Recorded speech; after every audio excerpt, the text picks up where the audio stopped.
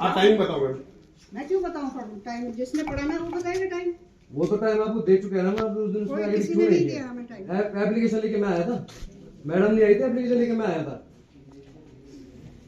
कौन मैडम? एक ही मैडम है समाजशास्त्र। पढ़ाना वही चाह रहे हैं, और कोई चाहे ना तो पढ़ाना एक ही मैडम चाह रही है। मैडम पहले अरे 3 है मैडम, तो ये कॉलेज में 50 टीचर है, हमें उनसे कोई मतलब नहीं है। जो टीचर पढ़ाना चाह रहे हैं, जो बच्चा पढ़ना हमारे चाह रहा कॉलेज है, के बच्चों को निःशुल्क पढ़ाना चाह रहे हैं, जितना हो सके हम उसके लिए एफर्ट डालेंगे। इस कॉलेज में ये कमरे बना रखे, क्यों बना रखे? टेंडेंसी है ना, ये पता करो जहाँ से ये लोग आए हैं वहाँ कितना हंगामा करवाया है इन लोग। अरे मैडम, हमें हंगामे तो कोई अरे हमें नहीं है, टीचर से मतलब हमें नहीं है। टीचर से कोई मतलब टीचर से नहीं। कोई हम ये कह रहे हैं मतलब जो नहीं है, टीचर पढ़ाना टीचर चाहता है। जिस टीचर की आप बात कर रहे हैं ना उसकी अरे मैम आज तक इतने बच्चे कभी इकट्ठे हुए ही नहीं मैम।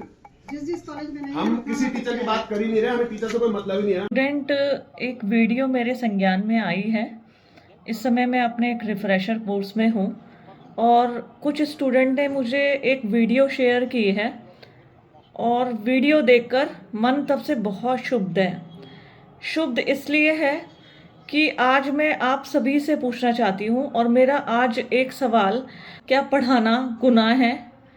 क्या जिस महाविद्यालय में छात्र छात्राओं की संख्या कम थी और यदि मैं छात्र छात्राओं की संख्या बढ़ाने के उद्देश्य से उनके लिए नए नए प्रयास कर रही हूँ, मैं ये सोच रही हूँ कि मैं ऐसा क्या करूँ कि स्टूडेंट की स्ट्रेंथ या स्टूडेंट क्लासरूम में उनकी जो प्रेजेंट है वो बढ़ जाए।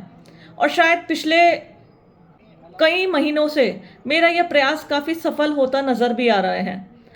मैंने स्टूडेंट की स्ट्रेंथ बढ़ाने के लिए अपने टीचिंग मोड में थोड़ा सा बदलाव किया। मैं सोशियोलॉजी तो पढ़ाती हूँ, साथ ही साथ मैंने स्टूडेंट के बीच में जाके ये जानने का प्रयास किया है कि आज हमारा छात्र चाहता क्या है।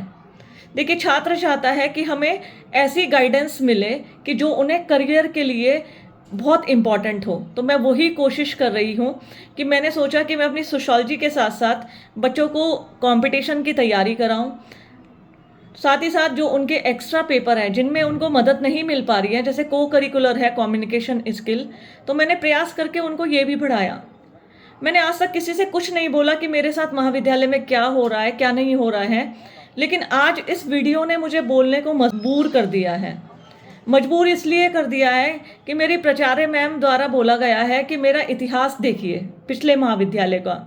तो मैडम, आपको मैं इस वीडियो के माध्यम से बताना चाहती हूँ, इससे पहले मैं कोटद्वार के राजकीय स्नातकोत्तर महाविद्यालय में कार्यरत रही हूँ और आज मैं ये सोचती हूँ मैं नहीं इतिहास बताऊँगी। आज मेरे छात्र छात्राएं जो हैं वो मेरा इतिहास बताएंगे कि उन्होंने मुझसे कहाँ क्या क्या सीखा है और वो इस समय कहाँ पर कार्यरत है और किस दिशा में उनके करियर को मैंने डायरेक्शन दी है। आप सभी से भी ये प्रश्न है, क्या किसी को लगता है कि जो मैं पढ़ा रही हूँ निस्वार्थ भाव से, कि उसमें मुझे कोई बेनिफिट मिल रहा है? क्या उसमें मुझे कुछ मिलता है, एक्स्ट्रा मिलता है जो मैं पढ़ाती हूँ? ये मेरा एक पैशन है, एक मेरा जुनून है, जिसके तहत मैं स्टूडेंट को पढ़ाती हूँ, मोटिवेट करती हूँ। हर स्टूडेंट मेरे अंदर वो अपने पेरेंट्स की झलकियों को देखता है, तो इसमें मेरी गलती है? बहुत से टीचर्स, मैं पिछले 2 दिन से देख रही हूँ, मुझे दूर दूर के महाविद्यालयों से फ़ोन, कुछ बुद्धिजीवी वर्ग के फ़ोन आ रहे हैं, मैडम आप ये क्लास ले क्यों रही हैं? कोई ज़रूरत नहीं है ऐसी क्लास लेने की। मैं सुनती सबकी हूँ, करते अपने मन की हूँ। देखिए, स्टूडेंट को क्लास से क्लास तक लाना और हर स्टूडेंट को मैं अपने बेटे की तरह, जैसे मेरा बेटा है उसकी तरह ट्रीट करती हूँ। और मैं ये सोचती हूँ कि जो मैं पढ़ा रही हूँ, मैं ये सोच के नहीं पढ़ाती मैं स्टूडेंट को पढ़ाती, मैं हमेशा ये सोच के पढ़ाती हूँ कि मैं अपने बच्चों को पढ़ा रही हूँ। मैं हर स्टूडेंट में अपना बच्चा देखती हूँ। तो मुझे क्षमा करिएगा मेरे किसी शब्द से आपको आघात पहुंचाया, लेकिन आपके शब्दों ने मुझे आहत किया है, मेरी अंतर आत्मा को आहत किया है। क्योंकि जिस तरीके से आपने मुझे महाविद्यालय में भी बोला कि आप क्लास नहीं लेंगी, झाड़ू लगाएंगी, गमलों की मिट्टी निकाल के साफ सफाई करेंगी। पहली बात, मैं कभी भी श्रमदान करने से मना नहीं करती। कोटद्वार महाविद्यालय में मेरा इतिहास अब आप देख लेना, मैंने खुद अपने स्टूडेंट के साथ मिलके वहाँ पे वाइट वॉश किया है, अपने कमरे को सजाया है और यही प्रयास मेरा नई टिहरी में रहता है।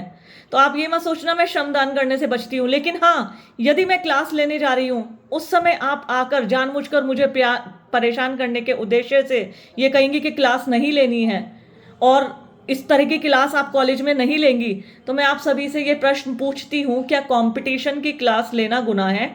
क्या स्टूडेंट जिस की चाहत में आज मेरी छात्र संख्या बढ़ गई। दूसरे डिपार्टमेंट से बच्चे मेरे यहाँ आ रहे हैं पढ़ने, दूसरे यूनिवर्सिटी से मेरे यहाँ बच्चे पढ़ने आ रहे हैं। ठीक है, वो कह रहे हैं मैडम हम काश हमने नई टिहरी में एडमिशन लिया होता। तो अब ये मेरा गुनाह हो गया है, पढ़ाना गुनाह है क्या? तो बहुत दुखी हूँ और आज मैं न्याय की गुहार लगाती हूँ।